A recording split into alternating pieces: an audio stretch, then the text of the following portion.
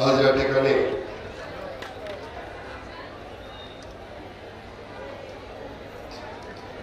Doctor Arvind Bhatambare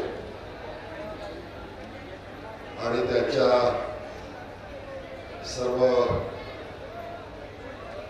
मित्रपरिवाराच्या वतीनं निलंगा विधानसभा मतदारसंघाच्या वतीनं नुकताच जो मला पुणे येथे साखर उद्योग गौरव पुरस्कार मिळाला, डेक्कन शुगर टेक्नॉलॉजिकल असोसिएशन ही एक मान्यताप्राप्त देश पातळीवरती काम करणारी अशा प्रकारची संघटना आहे. साखर उद्योगामध्ये संशोधन करणारी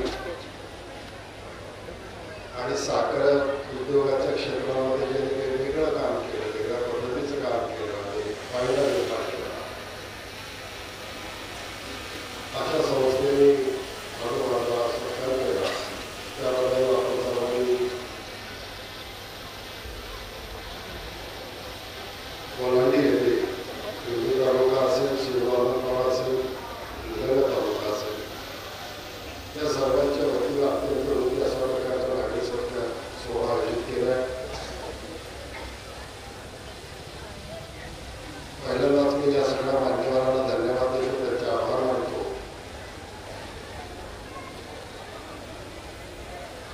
ज्यांच्या अध्यक्षतेखाली हा कार्यक्रम झाला ते सन्माननीय महाराष्ट्र प्रदेश काँग्रेसचे सदस्य मल्लिकार्जुन वानखेडेजी, आपले लोकप्रिय आणि नूतन खासदार सन्माननीय डॉक्टर शिवाजीराव गाडगेजी, प्रमुख पाहुणे सन्माननीय माजी आमदार त्रिगुणानंद पिसे,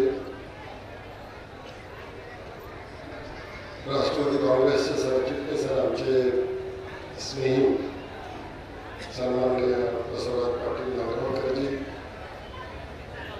प्रदेश सरचिटणीस सन्माननीय अशोकराव पाटील, श्री यशवंतराव पाटील, जागृतीचे उपाध्यक्ष श्री लक्ष्मण मोरे, प्रदेश सचिव अभयजी साळुंके,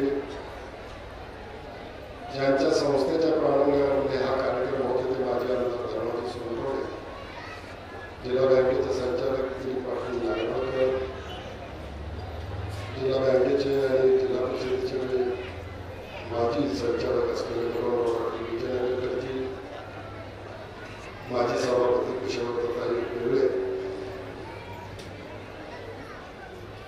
वरवणीचे सरपंच सो राणी रामभाऊ बंधारे, व्यासपीठावरती विराजमान असलेले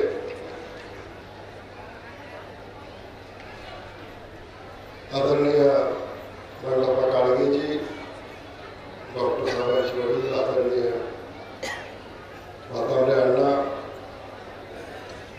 विजयकुमार पाटीलजी, हमीदभाई, जिल्हा बँकेचे उपाध्यक्ष प्रमोद जाधव, रेल्वे कारखान्याचे व्हाईस चेअरमन नारायणरावजी देशमुख, तालुका काँग्रेसचे अध्यक्ष ॲडव्होकेट आदित्य निलकुणीजी, संभाजीराव सूर, संभाजी रेड्डी, बँकेचे संचालक व्यंकटराव पाटील, तालुका काँग्रेसचे शिवरायांचे अध्यक्ष आबासाहेब पाटील मुंडेकरजी, सुपर्ण जगताप, शिवाजीराव कांबळे, प्राध्यापक भगवान गायकवाड, सन्माननीय अजितजी माने, सचिन दाता,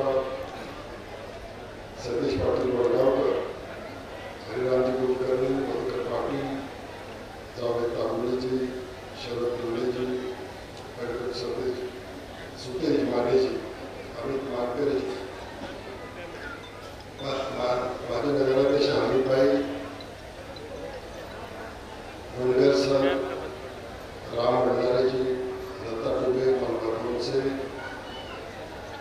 आणि ज्यांनी हा कार्यक्रम पंकज शेळकेजी आणि ज्यांनी हा कार्यक्रम अत्यंत यशस्वीरित्या घडवून आणला ते चक्रधर शेळकेजी, महेश देशमुखजी, सोनू ढगवालेजी. मला याची कल्पना व्यासपीठावर अनेक मान्यवरांची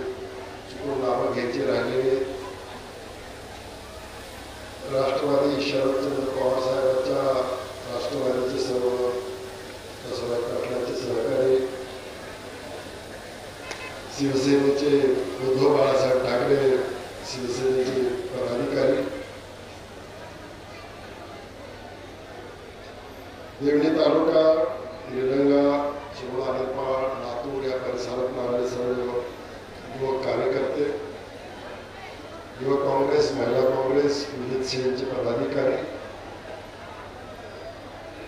उपस्थित शेतकरी मित्रांनो, जागृतीचे सर्व सभासद, शेतकरी सभासद, मोठ्या संख्येने महिला भगिनी या ठिकाणी उपस्थित आहेत. पत्रकार मित्रांनी मला या ठिकाणी सत्कार केला. हे सर्व आमचे पत्रकार मित्र धन्यवाद करू. खरं म्हणजे मी भारावून गेलेलो आहे. आपलं प्रेम, आपलं स्नेह, आपली उपस्थिती पाहता माझ्यासारख्या एका काँग्रेस पक्षाच्या कार्यकर्त्याचा आपण एवढ्या प्रेमाने सत्कार केला. डॉक्टर साहेब आणि त्यांचे मित्र जेव्हा आश्रमावरती आले की खरं तर त्यांनी तिथे सत्कार केलेलाच होता. त्यांची अशी भावना होती की ज्या परिसरामध्ये आपण सहकारामध्ये काम केलंय, असं एका मध्यवर्ती ठिकाणी आपण निलंगा तालुक्यामध्ये किंवा निलंगा विधानसभा मतदारसंघामध्ये आलं पाहिजे.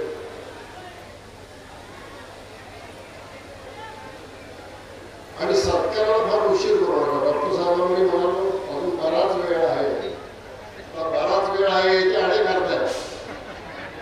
म्हणाले कशाला बराच वेळ आहे? डॉक्टर साहेब म्हणाले फार वेळ लावू नका, कारण आता पुरस्कार मिळाल्याच्या नंतर जर मध्ये 2 महिने गेले तर तो सत्कार नसून ती निवडणुकीची सभा व्हायची शक्यता आहे. आणि म्हणून आपण लवकर घेतला तर मग तो पुरस्कार मिळाल्याबद्दलचा सत्कार, अशा पद्धतीची भावना त्यांनी व्यक्त केली. आणि लगेच मग त्यांच्या ह्या आग्रहाला होकार दिला. आणि आज मी पाहतोय की आपण खूप मोठ्या संख्येने प्रेमाने या ठिकाणी उपस्थित राहिलेला. मी एक सहकारामध्ये काम करणारा कार्यकर्ता आहे. पक्षाने जी जबाबदारी दिली तिथे पूर्ण मन लावून त्याच्याविषयी विचार करून ती संस्था कशी चांगली चालेल असा प्रयत्न माझा राहिला. मला माहिती होते की माझे मोठे बंधू हे माझ्यापेक्षा अधिक कर्तृत्ववान आहेत. महाराष्ट्राची सेवा केली, आपल्या पद्धतीने केली. आमदार म्हणून सेवा केली, मंत्री म्हणून सेवा केली, मुख्यमंत्री म्हणून सेवा केली आणि केंद्रीय मंत्री म्हणून सुद्धा आपली छाप त्यांनी दिल्लीच्या राजकारणावरती टाकलेली आहे. आणि म्हणून अशा एका मोठ्या व्यक्तीचा लहान भाऊ म्हणून असल्यानंतर त्यांच्या इतकं जरी नसलं तरी फार पाठीमागे न राहता, फार गॅप दोन भावाच्या कर्तृत्वामध्ये न ठेवता, आता हे करताना माझी दमछाक झाली नाही, असं एवढं सोपं नव्हतं त्यांना गाठणं. आणि मग ते शक्य नव्हतं, तो प्रयत्नही नव्हता. पण त्यांच्या सावलीमध्ये राहून काम करता यावं इतक्या जलद गतीनं चांगलं चालण्याचं काम जी ती जबाबदारी दिली त्याच्यामध्ये केली. मी काय केलं, कुठून आलो, योगायोगानं विलासराव देशमुख साहेबांच्या आयुष्यातली पहिली सार्वत्रिक निवडणूक आणि माझ्या आयुष्यातली पहिली सार्वत्रिक निवडणूक ग्रामपंचायत बाबळगाव ही 2074च्या जानेवारी महिन्यामध्ये आम्ही दोघेही पंच झालो. साहेब पहिल्यांदा सरपंच झाले एक जिल्हा आणि मग उपसभापती झाले. जिल्हा परिषदेची निवडणुकी त्यांनी लढवली. पण नंतर एक असा सरकारचा नियम आला की एकाच वेळी जे जिल्हा परिषदेचे किंवा पंचायत समितीचे पदाधिकारी आहेत त्यांना आपल्या गावच्या ग्रामपंचायतीचं पद घेता येणार नाही. आणि मग साहेबांना मग सरपंच पदाचा राजीनामा देण्याची परिस्थिती राजकीय त्या काळात निर्माण झाली. गंमत अशी होती की आमच्या 11च्या 11 पॅनल निवडून झालेलं होतं. त्याच्यामध्ये 2च लोकांना लिहिता वाचता येतं, एक साहेब आणि दुसरा मी. आणि एक अर्धा तास मला वडील आणि साहेब समजून सांगत होते की लोकांना एवढ्या विश्वासाने ग्रामपंचायत दिलेली आहे. 6 महिन्यामध्ये हा नियम आल्यामुळे आता साहेबांना ते पद सोडावं लागतंय. मी म्हणालो मला ह्या भानगडीत पडायचंच नाही. माझं अजून एमएचं 5 सेकंड शिल्लक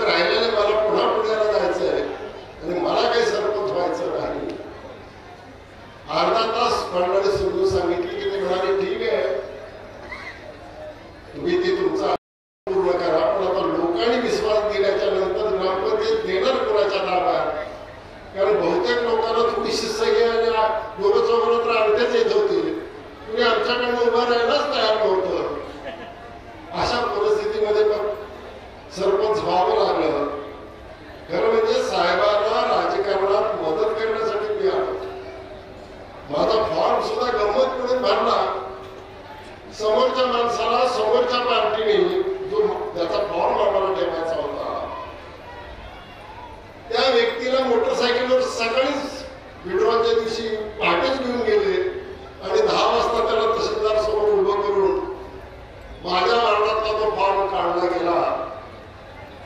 आणि मग अशी परिस्थिती झाली की मीही जर विड्रॉ केलं तर एक जागा निवडणुकीच्या अगोदरच विरोधकाचे बिनविरोध आले असतील. पर्याय नव्हता म्हणून ती निवडणूक लढवावी लागली.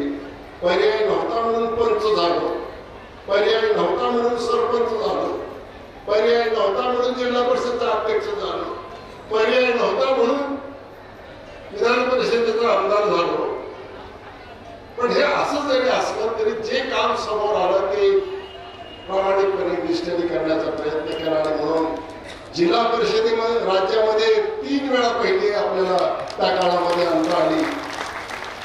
विधान परिषदेमध्ये कामकाज बऱ्यापैकी करता आलं. मंत्री म्हणून प्रश्नोत्तराच्या अर्थराज्यमंत्री म्हणून सुरुवातीला काम करताना 2 बजेट तयार करण्याची संधी जयंत पाटील साहेबांनी मला त्या ठिकाणी दिलेली होती. आणि ते बजेटचं वाचन खालच्या सभागृहामध्ये म्हणजे विधानसभेमध्ये जयंत पाटलांनी केलं आणि वरच्या सभागृहामध्ये म्हणजे विधान परिषदेमध्ये मला करता आलं. एक चांगली ईश्वराने संधी दिली. आणि आज सहकाराच्या माध्यमातून डॉक्टर साहेबांनी सांगितल्याप्रमाणे आपण सगळे अनुभवतात. लातूर जिल्हा मध्यवर्ती बँकेमध्ये काम करत असताना फक्त पहिली 5 वर्ष मी चेअरमन होतो. त्याच्यानंतर गेल्या 39 वर्षामध्ये संचालक म्हणून राहिलो. आता तर संचालकही निवडून आलेला नाही तरी मला तज्ञ संचालक म्हणून कोरोनामध्ये घेतलं. महिन्यातून एकदा मिटिंगला मी जात असतो. अशोकरावजी वगैरे चांगल्या पद्धतीनं काम करताय. ही भूमिका एक वेगवेगळे पायंडे निर्माण करण्याचं काम आहे. शून्य व्याजदराने कर्ज देत असताना राज्य सरकारची मर्यादा 3 लाखाची आहे. तुमची जी लातूरची जिल्हा मध्यवर्ती बँक आहे त्याचे तुम्ही खऱ्या अर्थानं मालक आहात. ती बँक 5 लाख रुपयेपर्यंत कर्ज बिनव्याजी देण्याचं काम करते. शून्य व्याजदराने रेशीम उद्योगाला देते. आणि वेळेत आईला सांगायला हरकत नाही 10 कोटी रुपये आमच्या अहवालामध्ये हे महिलांच्या बचत गटासाठी राखून ठेवलेले आहेत. राज्य सरकारने घोषणा केली आहे. नव्या सरकारने लोकसभेमध्ये सपाटून मार खाल्ला. म्हणजे त्यांची अपेक्षा होती की 35 जागा त्यांच्याच लोकसभेच्या निवडून येतील. लोकांनी काही मनामध्ये वेगळं ठरवलं होतं. त्रासाला कंटाळून लोकांनी निर्णय उलटा केला आणि महाविकास आघाडीच्या 31 जागा आल्या. राहिलेल्या 17 जागावरती 3 पक्षाच्या महायुतीला त्यांनी घोटाळा त्या ठिकाणी. आणि म्हणून फटवून जागा झालेल्या लोकांनी आता काहीतरी केलं पाहिजे, काहीतरी वाटप केलं पाहिजे. ही लाडकी बहीण योजनेला आमचा विरोध नाही. पण आमची जिल्हा मध्यवर्ती बँक एवढी तत्पर आहे की 25,000 महिलांची खाती शून्य बॅलन्स वरती म्हणजे 1 रुपया न घेता तुमच्या खाते उघडून देण्याचं काम केलंय. कारण बाहेरच्या बँकेमध्ये नागरी बँक असो किंवा राष्ट्रीयकृत बँक असो त्या बँकेत जर खातं उघडायचं असेल तर 1500 ते 2000 रुपयाचा खर्च येतो. आणि म्हणून धीरज भैया जे बँकेचे आताचे नूतन चेअरमन आहेत, अशोकरावजी संचालक आहेत, प्रमोद व्हाईस चेअरमन आहेत, अनेक मान्यवर दिलीप पाटील हे संचालक आहेत सन्माननीय, या सगळ्यांनी निर्णय घेतला की 1 रुपया न घेता. आणि म्हणून त्यांचे 1500 रुपये येण्याच्या अगोदरच तुम्हाला तुमचे 1500 रुपये वाचवले. म्हणजे पहिली ओवाळणी तर जिल्हा बँकेनेच 25,000 महिलांना या ठिकाणी दिलेली आहे. त्याची रक्कम 3 ते 4 कोटी रुपये परत होते. 1,500 गुणिले 25 जर तुम्ही केले तर 3,75,00,000 रुपयांना आता ते खाते आणखी वाढले असतील. या पद्धतीचं काम आपण या ठिकाणी केलं. या बॅरेजेसचा उल्लेख आज आपण सातत्यानं करतो की इथल्या मराठीच्या धनेगावपासून कळंबच्या धनेगावपर्यंत पाणी थांबलेलं असतं. मूळ धरण आपलं जे मांजराचं आहे ते कळंब तालुक्यातल्या धनेगाव या गावातल्या शिवारामध्ये ते तयार झालं आहे. तर तिथून सुरुवात केल्याच्या नंतर एक बॅरेजेसची शृंखला आपण एक साखळी तयार केली आणि आपल्या जिल्ह्यातलं शेवटचं बॅरेज हे इथल्या मराठीच्या धनेगावला त्या ठिकाणी झालेलं आहे. हे सगळं पाणी उभं केलं. त्याची मूळ कल्पना जर कुठं झाली असेल तर आशियाना बंगल्यावरती त्याची कल्पना झाली. मिटुरकर नावाचे अधिकारी कमांड एरियाचं काम करत होते, ज्याला कडा म्हणतात, सीएडी. आणि म्हणून त्या मला भेटायला आले असताना आमची अशी त्यावर्षी पाऊस कमी होता आणि चर्चा सुरू होती. काय करताय ते म्हणजे आता नवं धरण करायला तर कुठं जागा नाही आहे, मग काय करावं लागेल. तर ते म्हणजे मांजरा नदीलाच आपण जर अशी जागोजागी बॅरेजेस उभा केले तर त्या ठिकाणी पाणी उभं राहू शकतं. आणि मग मला त्यांनी ती योजना समजावून सांगितली. मी म्हणलो सगळं माझ्या काही लक्षात येत नाही, मला तुम्ही प्रोजेक्ट तयार करून घ्या. या पुढच्या आठवड्यामध्ये साहेब येणार आहेत, आपण साहेबांना दाखवू. 8 दिवसांना वेळामुषा होती. आपल्याला माहिती आहे की साहेब कुठं जरी असलं तर दसऱ्याला आणि वेळामुषाला बाबळगावला आल्याशिवाय राहत नाही, हे आपल्याला माहिती होतं. खरा शेतकरी तोच जो शेतकऱ्याचे सण साजरे करतो, या पद्धतीचं काम त्या ठिकाणी केलं. आणि म्हणून मग तिथं ते ठरलं. साहेब योगावेळी मुख्यमंत्री होते, लगेच त्या सगळ्या कामाला गती आली. आणि आज आपण पाहतो 143 किलोमीटर हे पाणी बॅकवॉर्ड प्रत्येकाचं धरणाचं जर गृहीत धरलं तर ते आज पूर्णपणे त्या पात्रामध्ये भरलेलं आहे. थोडीशी लेवल कमी ठेवली इरिगेशन खात्याने. त्याचं कारण असेल की अजून पावसाळा आपला शिल्लक आहे. आता तर गणेश चतुर्थी आणि मंगळागौरी किंवा आपल्या महालक्ष्मी आपल्याकडे म्हणतो आपण, तिकडे गौरी पूजन म्हणतात पश्चिम महाराष्ट्रात. आणि त्याच्यानंतर आणखी पाऊस पडण्याची दसऱ्यापर्यंत शक्यता असते. तर हे 100%. आणि धनेगावचं धरण सुद्धा आता 76% भरलेलं आहे, तेही 100% भरणार आहे. आणि म्हणून खऱ्या अर्थानं या ठिकाणी सुजलाम सुफलाम करण्याचं काम आपलं केलं आहे. कारखाने चालवणं सोपं राहिलं. सरकार मध्येच पाहिजे ते निर्णय घेतं.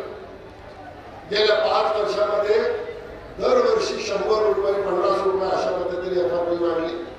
एफआरपी ही वाढलीच पाहिजे, त्याच्याबद्दल काही बात नाही. पण त्या तुलनेमध्ये तुम्ही आम्हाला ऊस देता, त्या ऊसाच्या बाबतीमध्ये रास्त भाव तुम्हाला दिला पाहिजे हे आम्हाला मान्य आहे. पण हे करत असताना शेवटी हे पैसे साखर बाजारामध्ये विकून किंवा इथेनॉल बाजारामध्ये विकून जे कारखान्याला पैसे येतात, त्या पैशातच आम्ही तुम्हाला अधिक भाव देतो.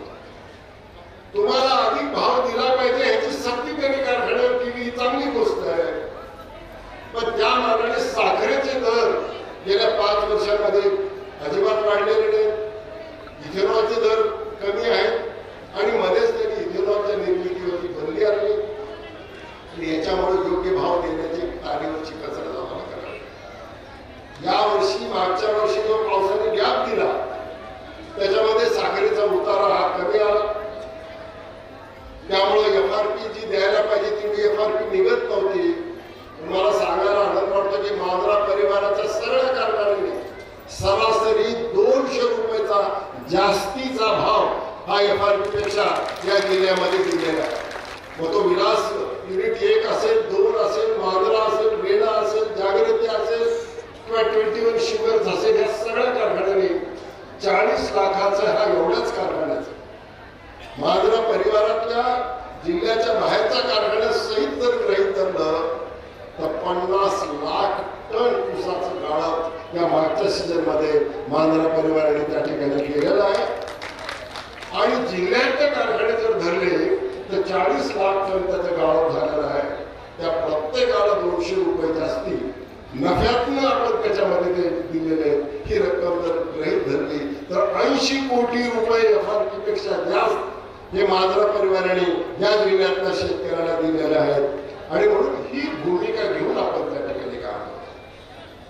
हे पारितोषिक मिळण्याच्या पाठीमागं आज ऊस तोड मजूर कामगाराचा मोठा तुटवडा निर्माण झाला.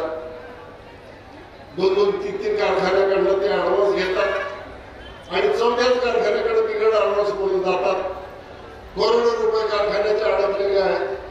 अशा परिस्थितीमध्ये आपल्याला हार्वेस्टरनं ऊस तोड केल्याशिवाय हे कारखाने आपण चालवू शकणार नाही, ही भूमिका घेतली आम्ही. आणि अनेकांच्या मनामध्ये शंका होती की ते कसं यशस्वी होईल न होईल.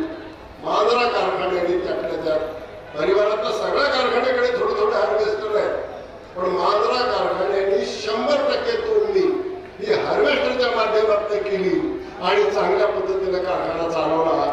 हे या महाराष्ट्रातलंच नव्हे तर देशातलं एकमेव उदाहरण आहे. ही बाब आपल्याला सांगितली पाहिजे.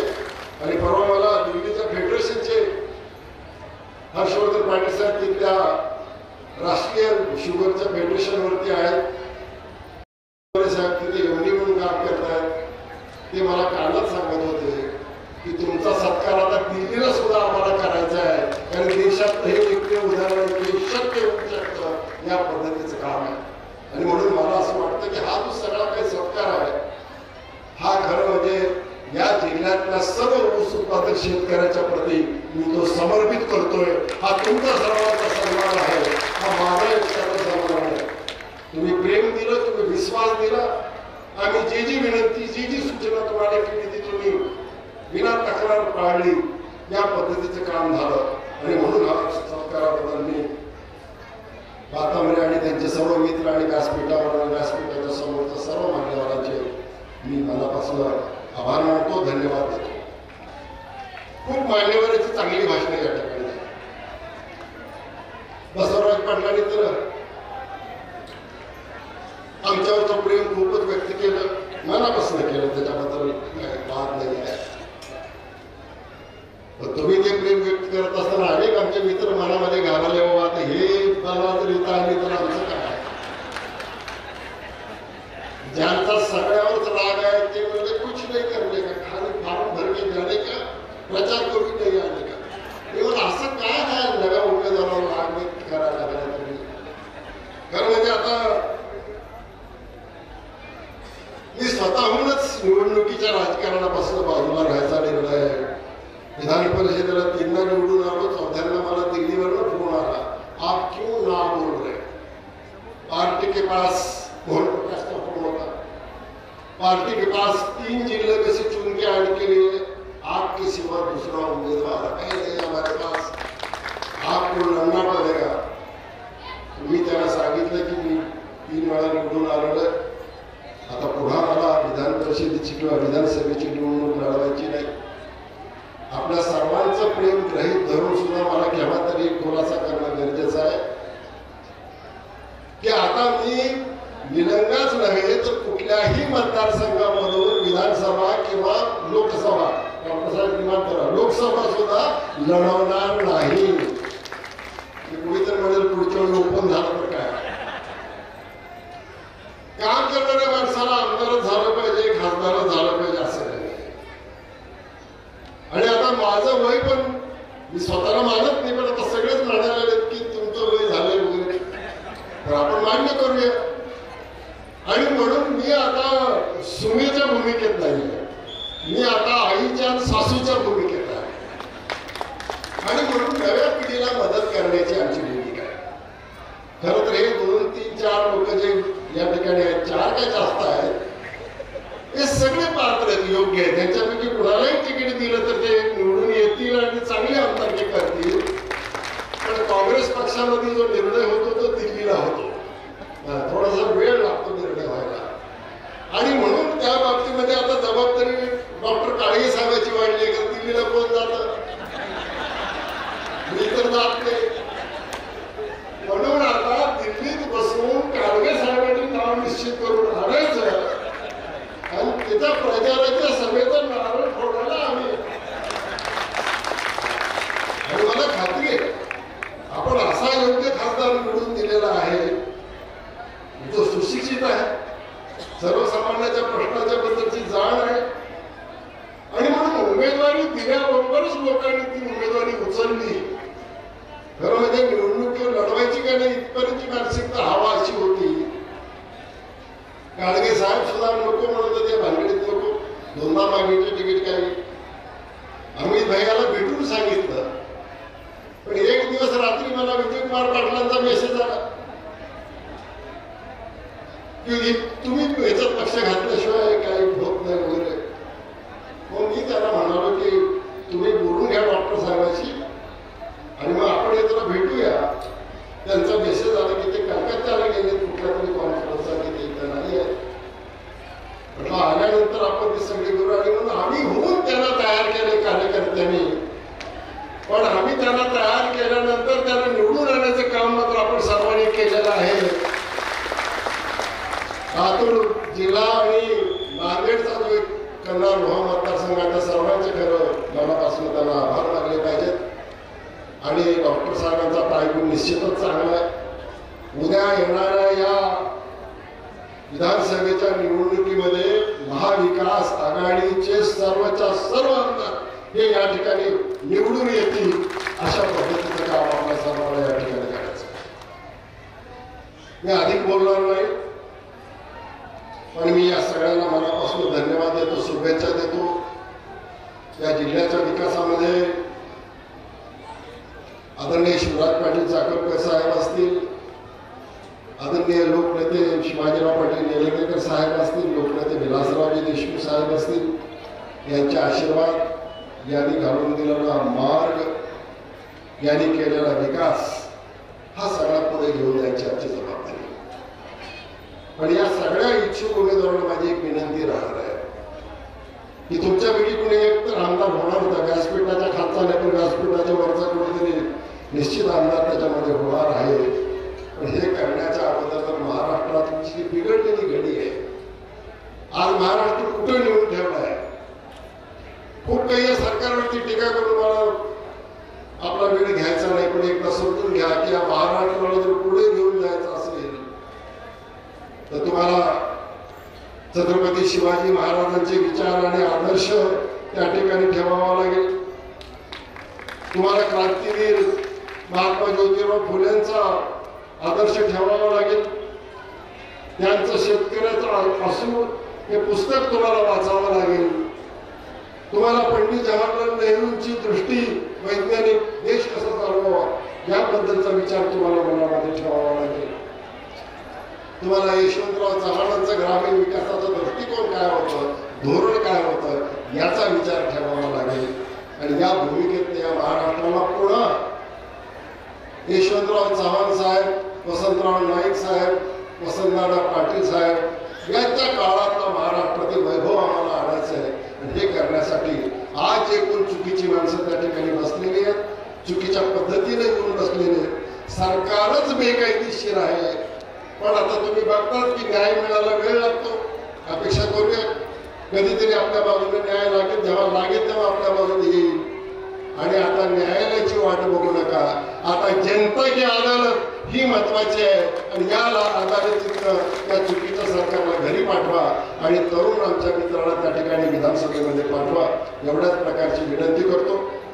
गणेश चतुर्थी 2 दिवसापूर्वी झाली, आता 10 दिवस आपला गणपतीचा कार्यक्रम आहे. त्याबद्दल मी आपल्याला मनापासून शुभेच्छा देतो.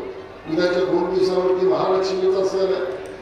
अशा सणाच्या वातावरणामध्ये सुद्धा आपण वेळ काढून महिला भगिनी या ठिकाणी उपस्थित राहिलात, त्याबद्दल त्यांनाही मी मनापासून धन्यवाद देतो. आपण सर्व शेतकरी मित्रांना मी मनापासून धन्यवाद देतो आणि संयोजन समितीच्या सर्व मित्रांचे आभार मानून माझं भाषण संपवतो. जय हिंद, जय महाराष्ट्र. धन्यवाद.